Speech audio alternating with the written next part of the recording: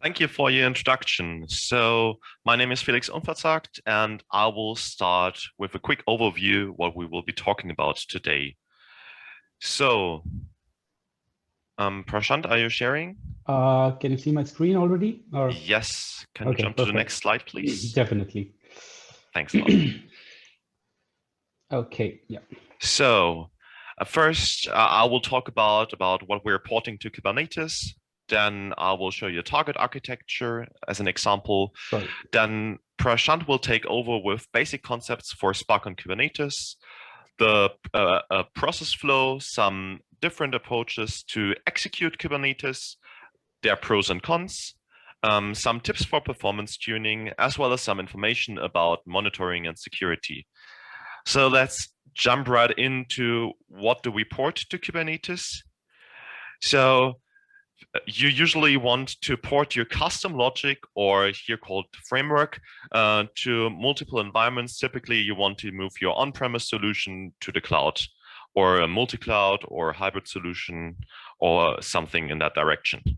So typically, this looks like you have some input, then you have your logic, your framework, and then you have some output. Like this is true on a high level. Like for example, you have the source data as the input, and then as the output, you have something you can use then for dashboarding and analysis. But also on a low level, like you will have different layers through which you will go. And each step is basically input, some logic you have, and then output. And of course, this framework, this is logic, this is your central logic. So a lot of different sources with a lot of different file types will go through that framework. And to deal with all that, you will need different configurations. And those configurations include how you deal with the different data, but also part of the configuration should be like your Hadoop environment, for example, if you're dealing with Spark. And of course, you want to run those processes at some point, so you will need some scheduling. For example, run this transformation logic directly after a file arrives, or always at a specific time, or at a specific time draw data from a source, or like chain process, so this process follows another process, and so on.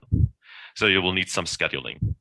And you will also should produce some logging, which can then be used for monitoring, or it could even be used for your scheduling. So maybe your scheduling looks into the logging tells you that the job finished, and your scheduling says, okay, next job starts.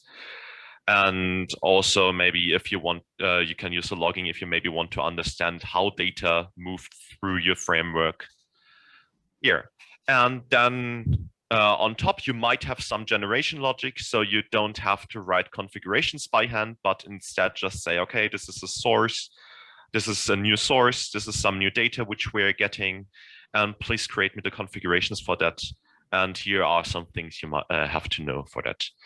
So the reason I'm showing it to you like that, and not directly as a full architecture, is that with Kubernetes, you can port logic. You can have logic in multiple environments, but your input and output, they will be outside of your Kubernetes cluster typically. So if you move to the cloud, your input will be most likely in the cloud, your output as well. And the rest, like the scheduling, configuration, logic, logging, and generation logic, you might have to adapt as well. They can be inside your Kubernetes cluster then later, or they might be outside, depending on what you choose. So let's jump right to some target architecture as an example. So very quickly, on the left, you can see some source systems, which would be your input data. In the middle, you can see like your framework, your Kubernetes cluster, which has all the logic inside. On the bottom, you can see your output, which is also, again, your input, as you have multiple stages. In yellow at the top, you can see your logging and also your monitoring. And an example of a scheduler, you can see in red, roughly in the middle, the Airflow scheduler. And the logic are basically your ETL jobs. So, for example, Spark job data extraction. And with that rough overview, I will now hand over to Prashant for some more detailed information about Kubernetes. Thanks, Felix. Okay. So we're talking about Kubernetes here. I hope many of you are already familiar with this or probably already using it somehow. But for those who are new to this, let's take a step back and see how all this has started. So whenever we talk about Kubernetes, it starts with containers. And so now there is another buzzword here, but don't worry, I will simplify it. Containers are just a new generation in virtualization world. As in virtualization, we cannot, like if you talk about virtual machines, we cannot share your operating system. But in containers, it's possible. So containers are running on shared operating system core that can be your Windows or Linux or like any flavor of Linux, I would say. Now the question arises, where this Kubernetes fits with the Spark. So starting with the Spark core, we have all our useful libraries like GraphX, mlib running over this. And for base of a Spark core, previously you had a standalone scheduler, which was inbuilt but had some limited features. Then you have Apache Mesos, which was quite popular, but has been declined over the last few years. And then there is Yarn, which is by far, I would say, the most popular resource manager. And basically, many platforms running on Yarn like EMR, Dataproc, Kubel, SD Insight, etc. Now here comes our Kubernetes. This Kubernetes works as a cluster manager or scheduler for Spark. So it's definitely a new cool kid in this area, but now Spark is natively running on Kubernetes since version 2.3 in year 2018. Now let's go a little deeper. So Kubernetes acts as a cluster manager for orchestrating our containers. It schedules, starts, stops, and maintains your stateful applications running with containers. In short, it provides you a suitable platform to run your Spark as serverless platform. So it scales up automatically as the load increases, heals itself if by any chance your container or node is down for some reasons. So it ensures high availability.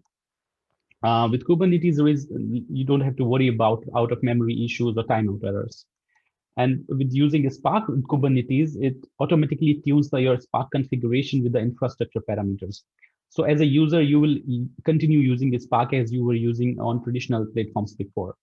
And the best part that Kubernetes is cloud agnostic, means you can just install and run it anywhere. So this can be on your cloud infrastructure, on-premise or anywhere. And if you see, like lots of features are already inbuilt in Kubernetes, so developers don't have to worry about infrastructure maintenance. This actually overall results in speedy development. And despite of all these features, it's just started. So migrating the data lakes and Spark infrastructure to Kubernetes is already initiated by many well-known organizations. For us also, the sooner the better. So we should accept this change. Now let's see how this actually works.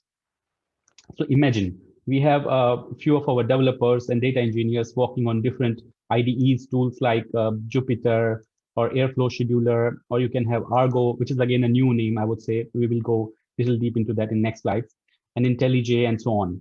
So with Kubernetes, they all can trigger or spin the Spark instances in a common platform with help of endpoint, I would say, or it's called API server in Kubernetes world. So here we can see a platform to provide seamless transition from local development to running at a scale. So such integrations give you a better stability and performance boost. We will see how this happen in very next slide. Like if you see here, we have our users interacting with Kubernetes cluster. So when we talk about the word cluster, it consists of two parts actually, master server and nodes. I will not go in depth of the components here of master server. You can see like it's already named here. So our users interact with master only, and they need a client for this communication. The client then talks to API server of master. And then here comes our worker nodes, or you can say just nodes. In these nodes, the actual work happens, like your parallel processing. So in these nodes, you will see a component called kubelet, which acts as an agent, which takes care of all sort of communication with master. So this is kind of I would say, a 1,000-foot view of a Kubernetes cluster. In next slide, I will show you what happens when we trigger a Spark job in this cluster. So here is our cluster with master and some nodes. The user uses the client. Maybe this can be like kubectl. There are also other clients. They can also like OC client for OpenShift environment and all these. So when the user submits a Spark submit through this client, The Spark submit is, you could say, reaches to master. Then master scheduler comes into picture. And master scheduler is scheduling a driver pod.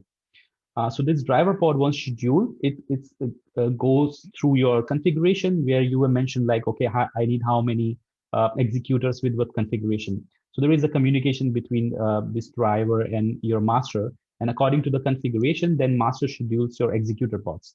So this communication or this scheduling can happen statically or dynamically if you have enabled dynamic allocation. So it's also possible to enable dynamic allocation with the Spark in Kubernetes.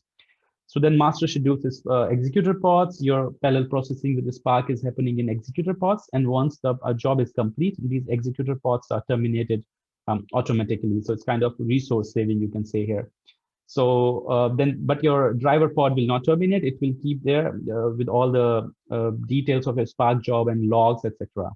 So even for submitting this Spark submit or like submitting your Spark job, we have two approaches.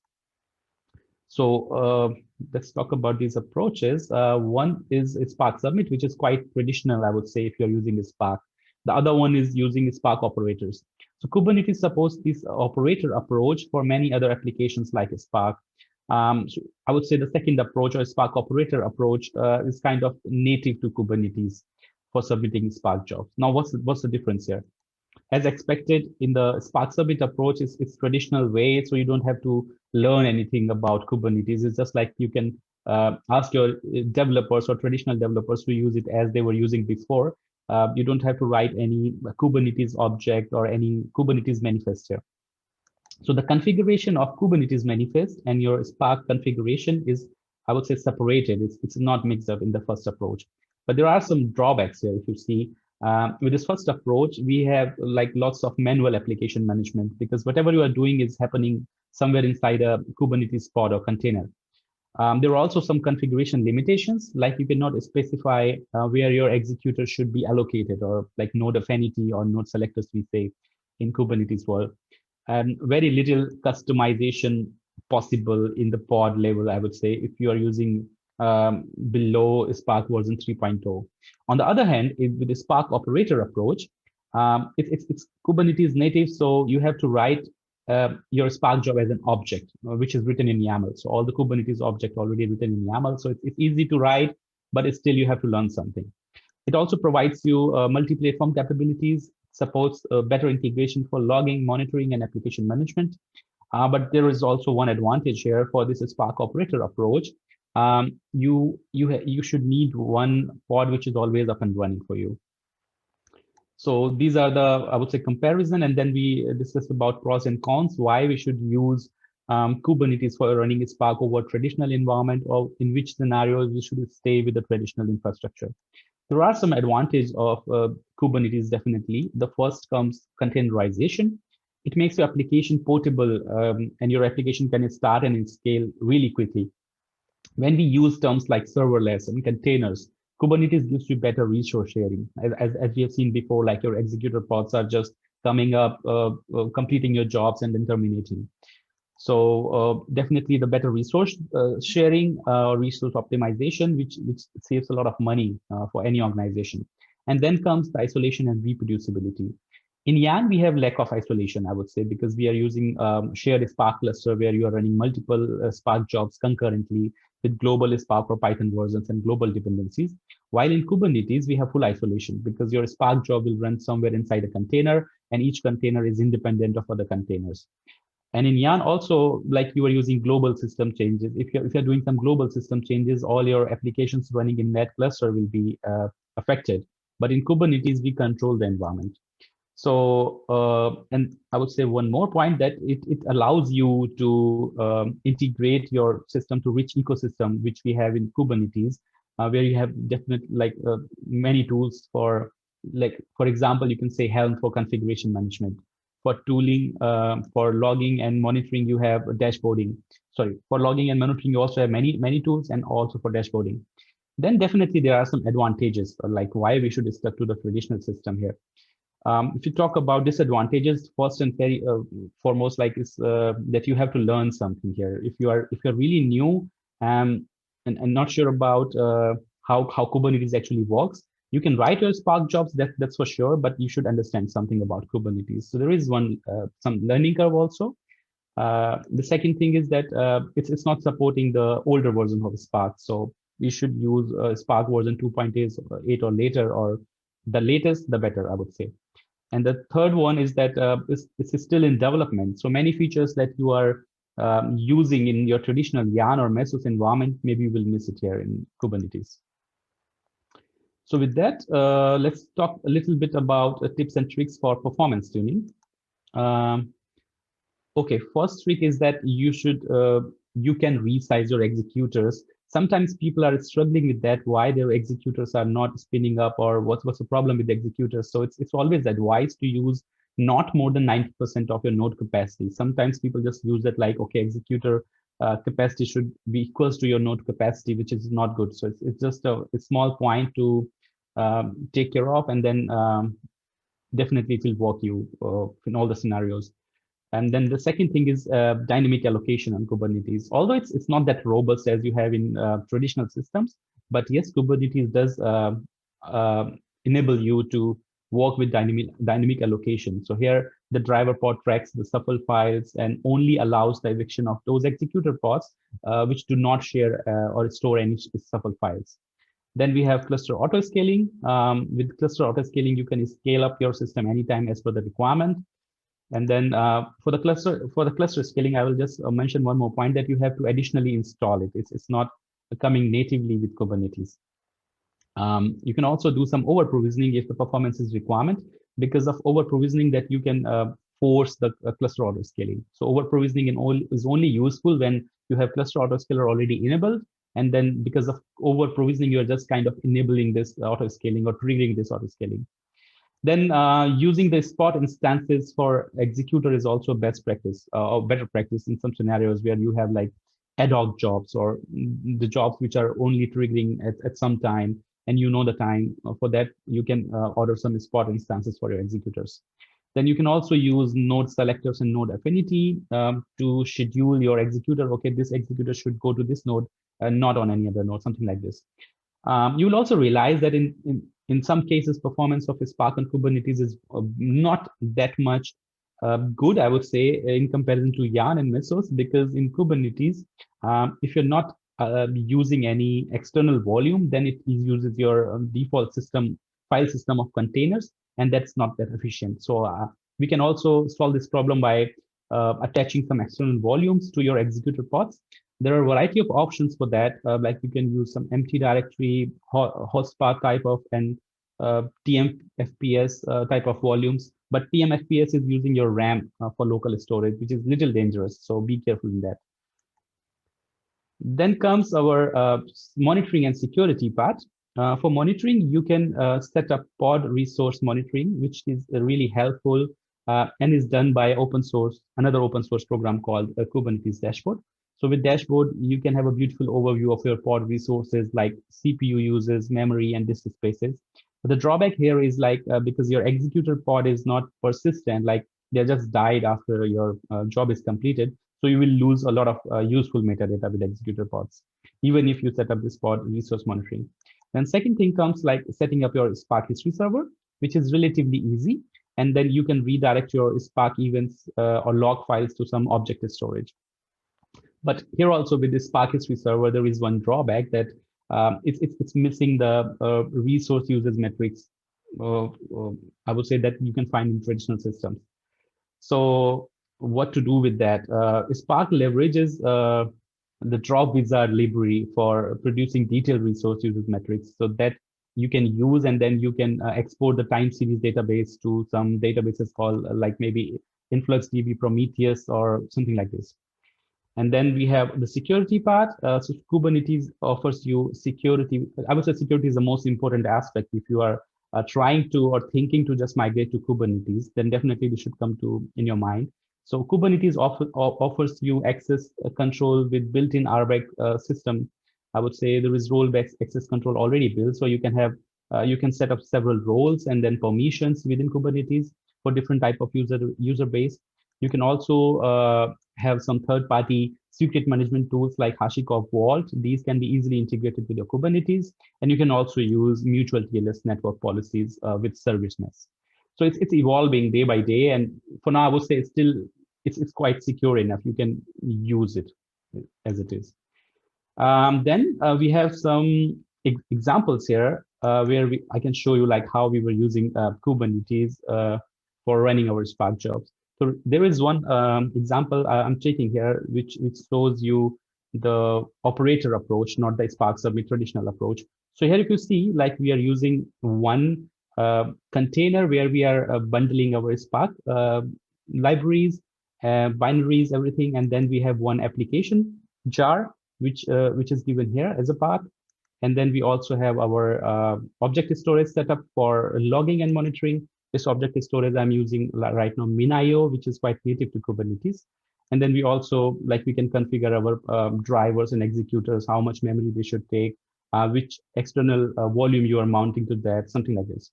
So you can configure this one by one for all the executors differently, or maybe once for all the executors. So once submitting this object is type of a Spark application object. Once you're submitting this, you will see something like this. If you go to the events, so in the events, you can see that, okay, first the driver is initiated, then some executors are initiated, and then once executors are done with the parallel processing, then they are terminated, and then only your driver pod will be there. So with the help of this driver pod and the information inside driver pod, you can set up your Spark history server, and that history server looks like this. So with the help of history server, you will get a dashboard like this, and then you can access your Spark job logs or details anytime you want. So this is it from my side. If you have any questions, definitely feel free to ask, and you can also set up one-to-one session with us after this session. So yeah, I will hand it over back to the presenter now, and just let me know if you have any questions. All right, Prashant, Felix, thank you very much for the interesting topic. We have also some questions. I will show it from Philip. I think interesting one. When talking about security, you didn't mention Kerberos. Well, the security, I can say that it's like really important in all of the countries and accounts, etc. Can Kerberos be used with Kubernetes? Sorry, I didn't mention it, but Kerberos is, I would say, it's already available in Kubernetes. You can write your Kerberos configuration as a config map, and then you can use it. So yeah, it's supported by Kubernetes for Spark as well. Yeah. Okay, and I see here another one. All right. If you are not using third-party encryption or secret management tools, is there something native to Kubernetes? Like, how does this work? In third party, if you're not using third party, Kubernetes gives you it's inbuilt encryption, which is base 64 encoding. So like you can create your secret information as a secret in Kubernetes, and then once you create that secret in Kubernetes, it just encodes your information to base 64, and then it's abstracted from other users. You can say you can create some roles and policies. Okay, which people should see that secret, or should create the secrets, or should access the secret, and which people should not. So yes, it provides you something by default, but it's only base 64 encoding, not more than that. So for better security, I will definitely suggest to use third-party tools like HashiCorp Vault or any other secret manager right now, I would say. Okay. Well, I think that's it about the questions. And yeah, here is another one from Lucas. You mentioned many features are still in development. What are the most important differences I have to pay attention to? Yes, it's still in development, and it's evolving day by day, as I said. The most important feature I would say right now is maybe one is dynamic allocation. because the dynamic allocation right now available in Kubernetes for Spark is not that robust, as I also said. So it supports dynamic allocation, but if you're really performance curious, like your application is really critical in terms of performance, and you are using dynamic allocation quite extensively in your traditional environment, then this is something I would say the most important, which is still in development. And besides, I will also see like monitoring and logging is another part. Like you have to use a lot of efforts right now for setting up this Spark history server. And even with the Spark history server, you are missing some details which you can get in the traditional system. So yes, logging, monitoring, and dynamic allocation, I would say right now it's major aspects which we have to wait for in terms of development. Yeah, all right. So it's like living organism. Right. And maybe one question from my side, it's not from the audience, but containerization is like a really new approach. Yeah? This is the way how you find effectiveness. What if the logic is not made yet for containerization? How much effort is needed to transfer the logic, or I would what say is the approach? not much efforts. I would say you should just know Docker, a little bit basics about Docker. So in Docker, it's like you have to maintain your dependencies somewhere in one file. And with that dependencies list, you have to pack your code in some Docker file. So effort-wise, I would say it's not that difficult to learn Docker, but yes, you have to package your dependencies and code all together in a container. And I think there is no restriction on your Spark version if you are going for containerization. So you can containerize any type of code you have. It's easy, I would say. Yeah, sounds really simple for me. So if you will need some help, just don't hesitate to book one-to-one sessions with the guys. Thank you very much, Felix and Prashant. It was a pleasure to hear the story. And we are slowly getting to the end of the session. So thank you. Let me share with you just one slide. Thank you, guys.